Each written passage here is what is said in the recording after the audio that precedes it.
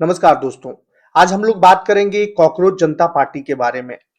Cockroach जनता party के संस्थापक हैं अभिजीत दीपके। संविधान के फोटो लिए हुए और एयरपोर्ट से ये बाहर निकल रहे थे। जब ये सीजेपी का फाउंडर थे, मतलब कि जब ये सीजेपी को बनाए उस समय ये अमेरिका में रह रहे थे। अमेरिका से ये बनाए और सीजेपी जो है इसका खासियत ये है कि 4-5 दिन के अंदर में इसका 20 मिलियन प्लस फॉलोअर्स हो गए। तो इनको लगने लगा कि मैं जग जीत गया हूं, अब भारत पर कब्जा होगा। जैसे नेपाल पर कब्जा हुआ और सत्ता परिवर्तन हुआ, जैसे बांग्लादेश में सत्ता परिवर्तन हुआ, जैसे श्रीलंका में सत्ता परिवर्तन हुआ, उसी तरह से भारत में भी सत्ता परिवर्तन कर देना है। युवाओं जो है वो हमारे साथ है, भारत के युवा इनके साथ इनको नजर आने लगा। लेकिन इनको पता नहीं था कि भारत का राजनीति जो है वो बहुत अलग है, दूसरे देश से बहुत अलग है। भारत की राजनीति सेंटिमेंटल रूप से युवा जो है वो जुड़े हुए हैं और युवा भारत से जुड़े हुए हैं, किसी पॉलिटिकल पार्टी से नहीं, भारत से जुड़े हुए हैं। और सभी युवा जानते हैं कि अगर हम कोई भी आंदोलन उग्र रूप में करते हैं तो भारत का नुकसान होगा और बहुत सारे बाहरी तत्व लगे हुए हैं भारत को बर्बाद करने के लिए। तो खैर, आज हम लोग बात करेंगे अभिजीत दीपके के बारे में। अभिजीत दीपके जंतर मंतर पर आंदोलन कर रहे हैं और शिक्षा मंत्री आपका धर्मेंद्र प्रधान को इस्तीफा मांग रहे हैं। इस्तीफा इसलिए मांग रहे हैं क्योंकि इनका कहना है कि जितने भी एग्जाम होते हैं, नीट के एग्जाम हुए, पेपर लीक हो गया, और भी एनटीए एग्जाम कंडक्ट करवाती है, पेपर लीक हो जाता है, तो आप इस्तीफा दीजिए, हम शिक्षा मंत्री बनते हैं, इनका कहना है। ये आप मोटे मोटे से व्यक्ति को देख रहे होंगे, ये कॉमेडियन है, ऐसे शरीर से भी तो कॉमेडियन लग रहे हैं, बट इनका नाम है कामरा, कुणाल कामरा। ये कॉमेडियन है और ये हिंदू विरोधी हैं। अब कैसे बोलिएगा आप, डायरेक्ट बोलिएगा आप कि सर कैसे बोल सकते हैं हिंदू विरोधी, आपको बताते हैं। ये इनको इतना नहीं पता है कि भारत जो है वो हिंदुओं का देश है और हिंदू बहुत मजबूत है। हिंदू जो है वो किसी को छेड़ता नहीं है, इसीलिए हिंदू को हिंदू बोल करके सबको हिंदू को छेड़ता है। क्योंकि अगर ये दूसरे धर्म पे इतना सारा टिप्पणी किए होते तो अभी तक ये नहीं बोलने लायक नहीं रहते, टिप्पणी करने लायक नहीं रहते। लेकिन अभी इनका करंट में, जब जंतर मंतर पर करंट में शिक्षा मंत्री के इस्तीफा मांगने के लिए गए हुए थे और अभिजीत दीपके के हाथ को मजबूत करने के लिए गए थे, तब ये बोले कि सीता के पति के नाम पर वोट लेते लेते नीता के पति को मजबूत कर रहे हैं। इनका कहना था भगवान राम के नाम पर वोट लेने वाली भारतीय जनता पार्टी नीता अंबानी यानी कि मुकेश अंबानी को मजबूत कर रही है। तो इनको इतना समझ नहीं है कि देश में अगर इंडस्ट्री नहीं होगा, बिजनेसमैन नहीं होंगे, तो तुम्हारे जैसे गद्दार देश चला पाएंगे? तुम कितने टैक्स देते हो? सिंपल सा फंडा है कि क्या अडानी अंबानी भारत के हैं, ये गुनाह है क्या? भारत के अंडानी और अंबानी, टाटा बिरला, ये सब टैक्स पेयर हैं और देश की अर्थव्यवस्था को मजबूत बना रहे हैं, ये गुनाह है क्या? तेरे जैसे गद्दार रहेंगे और इस तरह के आंदोलन को सपोर्ट करेंगे, वो बहुत देशभक्त कहलाएंगे क्या?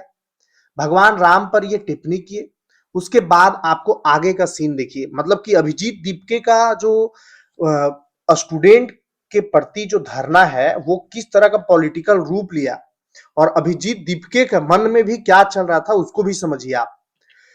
अभिजीत दीपके के साथ में अरविंद केजरीवाल आ गए, अभिजीत दीपके के साथ में कांग्रेस सपोर्ट किया, झारखंड से जयराम महतो गए, आपका अभिजीत दीपके के सपोर्ट में आजाद समाज पार्टी के संस्थापक गए। ना जाने, मतलब कि जो भारत के और धर्म के विरोध में बोलने वाले सभी को इनको सपोर्ट किया। मेरा मानना है कि आप अगर आंदोलन कर रहे हैं, बहुत अच्छी बात है, लोकतंत्र में आंदोलन करना चाहिए, लेकिन वैसे लोग जो आंदोलन को पॉलिटिकल रूप दे, उनके साथ में खड़ा नहीं होना चाहिए था इनको। आप एक और आप फोटो देख सकते हैं, प्रकाश राज का फोटो नहीं लगाए हैं, लेकिन प्रकाश राज जो हमेशा हिंदू के विरोध में बोलते हैं वो भी गए। मतलब सभी विरोधी जो हिंदू के अगेंस्ट में कभी ना कभी वक्तव्य दिए हैं, सबको इनके साथ में खड़ा मिला। क्या अभिजीत दीपके को अगर पॉलिटिकल पार्टी बनाना था सीजेपी को तो बहुत अच्छा है। वो भी अगर इतने सारे भारत में पॉलिटिकल पार्टी है, विपक्ष में है भारतीय जनता पार्टी के, ये भी विपक्ष में रहते कोई दिक्कत नहीं है। लेकिन ये पॉलिटिकल पार्टी ना बोल करके कि हम पॉलिटिकली यहाँ कोई मंच नहीं बनाना चाहते हैं, और उसके बाद ये सभी विपक्ष के नेता को एक-एक करके मंच दिए। आखिर में इनका मन में क्या चल रहा था? नेपाल वाला सीन चल रहा था कि भारत को भी नेपाल बना देना है, क्योंकि विपक्ष जो है वो अभी तक हरा नहीं पाई है। विपक्ष चाहे वो ईवीएम का बहाना लगाए, चाहे जो लगाए, जहां जीतती है वहां ईवीएम ठीक रहता है, नहीं जीतती है तो ईवीएम खराब हो जाता है। लेकिन विपक्ष ये भी पूरा ट्राई कर रही है कि कहीं ना कहीं नेपाल बना करके प्रधानमंत्री मोदी जी को हटा देना है। ये सब सभी चीजें हैं, अब आगे समझिए। पर्यावरण कार्यकर्ता सोनम वांगचुक 28 जून से अपनी मांगों को लेकर दिल्ली के जंतर मंतर पर अनशन पर बैठे हुए हैं। लेकिन शनिवार सुबह दिल्ली पुलिस सोनम वांगचुक को जंतर मंतर से उठाकर सफ सफदरजंग अस्पताल ले गई। दिल्ली पुलिस ने कहा कि हाईकोर्ट के आदेश के बाद सोनम वांगचुक को यहां से हटा लिया गया है। शनिवार को सोनम वांगचुक के अनशन के 21वां दिन था। उन्होंने केंद्रीय शिक्षा मंत्री धर्मेंद्र प्रधान के इस्तीफे की मांग को लेकर और परीक्षाओं में हुई गड़बड़ियों के विरोध में दिल्ली के जंतर मंतर पर अनशन शुरू कर दिया था। सोनम वांगचुक को ले जाने के बाद कॉकरोच जनता पार्टी सीजेपी ने आधिकारिक एक्स हैंडल पर लिखा, अभिजीत दीप के अनिश्चितकालीन अनशन पर बैठ गए हैं। 20 जुलाई को होने वाला चलो संसद मार्च तय कर कार्यक्रम के अनुसार जारी रहेगा। दरअसल 20 जुलाई को सीजेपी ने संसद के मॉनसून सत्र के पहले दिन चलो संसद अभियान के तहत संसद भवन तक शांतिपूर्ण मार्च निकालने का ऐलान किया है। बुधवार रात को सोनम वांगचुक ने अपने सोशल मीडिया हैंडल से एक वीडियो जारी कर लोगों से इस मार्च को पहुंचने की अपील की थी। लेकिन अब सवाल है कि सोनम वांगचुक को अस्पताल ले जाने के बाद 20 जुलाई को होने वाले मार्च का क्या होगा और इस आंदोलन की आगे की राह क्या होगी। शनिवार को सामाजिक कार्यकर्ता सोनम वांगचुक की पत्नी गीतांजलि जो अंगमो ने कहा कि उनके पति का अनशन अभी भी जारी है। उन्होंने किसी भी तरह की शुगर का सेवन नहीं किया है। गीतांजलि का यह बयान वांगचुक के सफदरजंग अस्पताल में भर्ती होने के बाद आया है। शनिवार को इस घटना के बाद सीजेपी के संस्थापक अभिजीत दीप के अनिश्चितकालीन भूख हड़ताल पर बैठ गए हैं। पार्टी के आधिकारिक एक्स हैंडल के जरिए शनिवार सुबह इस बात की जानकारी दी गई है। सीजेपी के आधिकारिक एक्स हैंडल पर लिखा गया, अभिजीत दीप के अनिश्चितकालीन एक्स हैंडल पर बैठ गए हैं, अनशन पर बैठ गए हैं। 20 जुलाई को होने वाला चलो संसद मार्च जारी रहेगा। अभिजीत दीपके ने भी एक्स पोस्ट के जरिए इसकी पुष्टि की। शुरुआत से ही अभिजीत सीजेपी के आंदोलन का समर्थन कर रहे राजनीतिक विश्लेषक योगेंद्र यादव ने एक्स पर एक वीडियो जारी कर कहा कि जिनके मन में ये सवाल है कि आंदोलन का भविष्य क्या होगा, उन्हें जंतर मंतर पर आकर तस्वीर देखना चाहिए। उन्होंने कहा, दिल्ली पुलिस ने कायराना हरकत की है। उन्हें सफेद चादर में ऐसे बांध कर ले जाया गया जैसे इस देश में किसी जिंदा इंसान को कभी नहीं ले जाया जाता है। बहाना ये लगाया गया कि कोर्ट का ऑर्डर है, लेकिन कोर्ट का ऑर्डर ये बात नहीं कहता कि उन्हें घसीट कर ले जाया जाए। किसी डॉक्टर ने भी नहीं कहा था कि उनके वाइटल्स डाउन थे। वाइटल्स मोदी सरकार ने डाउन थे।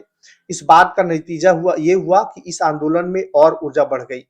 अभिजीत दीपके अब अनशन पर बैठ गए हैं और कहा कि 20 जुलाई का मार्च पहले की तरह ही होगा। अभिजीत ने कहा कि अब तक तो धर्मेंद्र प्रधान का इस्तीफा मांगा जा रहा था, लेकिन अब पीएम मोदी का भी इस्तीफा मांगा जाएगा। मतलब ये आंदोलन अब व्यवस्था के विरुद्ध आंदोलन बन गया है। उन्होंने कहा, यह उस शिक्षा व्यवस्था के विरुद्ध आंदोलन है जो शिक्षा नहीं देती, उस आर्थिक व्यवस्था के विरुद्ध जो रोजगार नहीं देती, और उस राजनीतिक व्यवस्था के विरुद्ध जो जवाब नहीं देती। ये आंदोलन अब आगे बढ़ रहा है।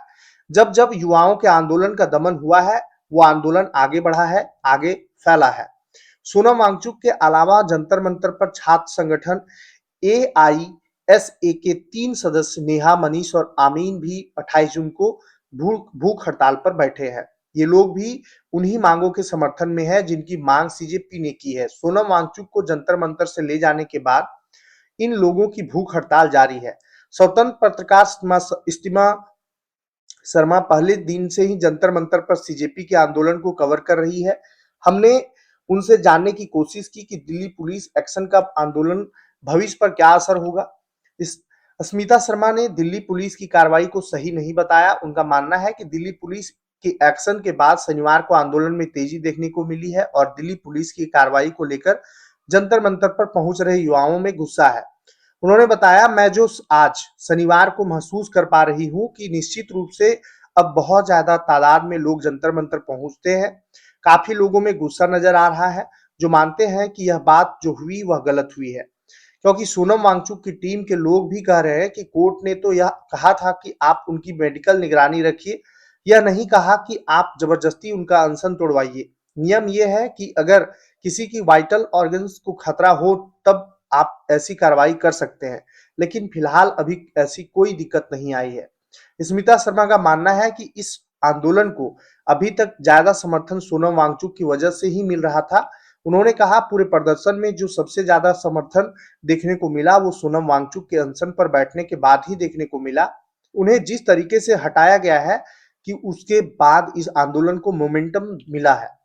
स्मिता शर्मा का मानना है कि सरकार यह कदम दिल्ली पुलिस को बैक फायर कर सकता है। उन्होंने कहा, अब ज्यादा तादाद में लोग जंतर मंतर पर आ रहे हैं और सोमवार से मानसून का संसद का सत्र है।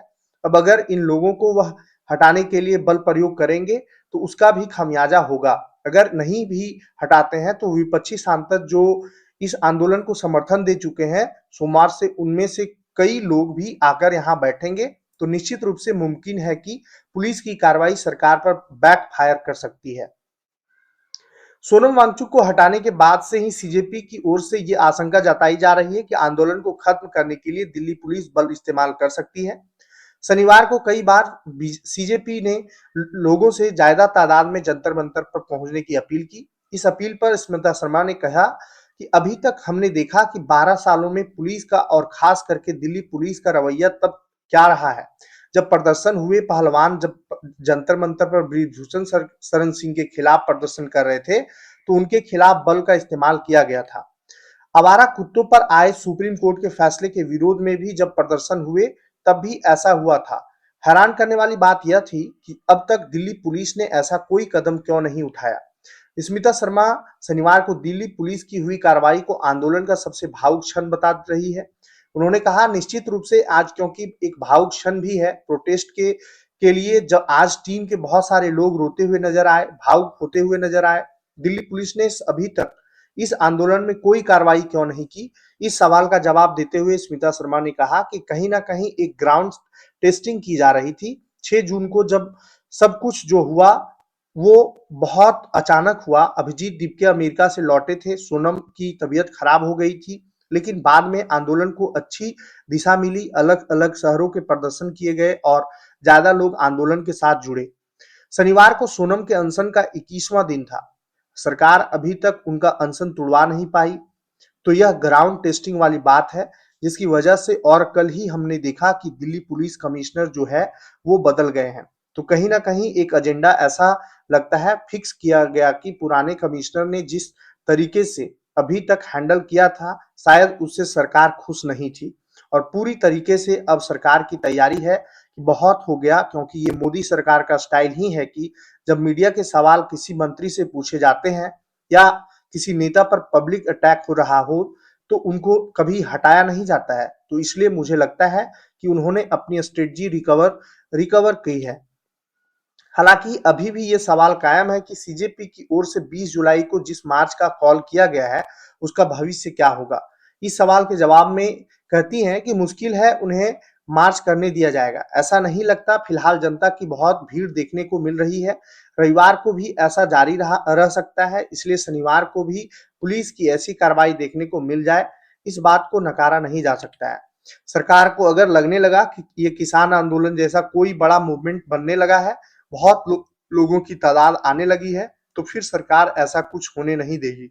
हालांकि इसके बावजूद आंदोलन तुरंत खत्म हो जाएगा ऐसा मुझे नहीं लगता है। यह आंदोलन नहीं तो कुछ और सस्टेन जरूर करेगा और इस तरह से सीजीपी का जो भविष्य है वो अभी खतरे में नजर आ रहा है। धन्यवाद।